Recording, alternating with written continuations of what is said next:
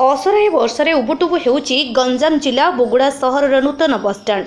दूर दूरत्व को जिबा आसिबा करुथिबा यात्री मानक हंतसंत हेउथिबा असुविधा को लक्ष्य करी सरकार स्थानीय प्रशासन माध्यम बोगुड़ा सहर में बहु अर्थ विनियोग कर एक नूतन बसस्टाण्ड निर्माण करागला परे स्थानीय लोकंक मनरे उत्साह देखा मिलता।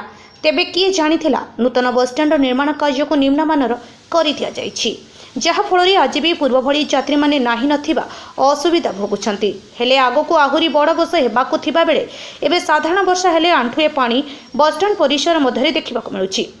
वर्तमान वर्षा दिन आसी जाइथिले मध्य बोगुड़ा सहर एजावत ड्रेन गुड़िक सफेई होई नाही, जहा फल वर्षा पानी ड्रेन्स होई पारु नाही।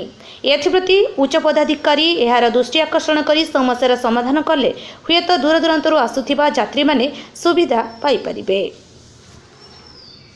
गंजाम भंजनगर चिन्मय कुमार बेबतंग रिपोर्ट, अपराह्न लाइव।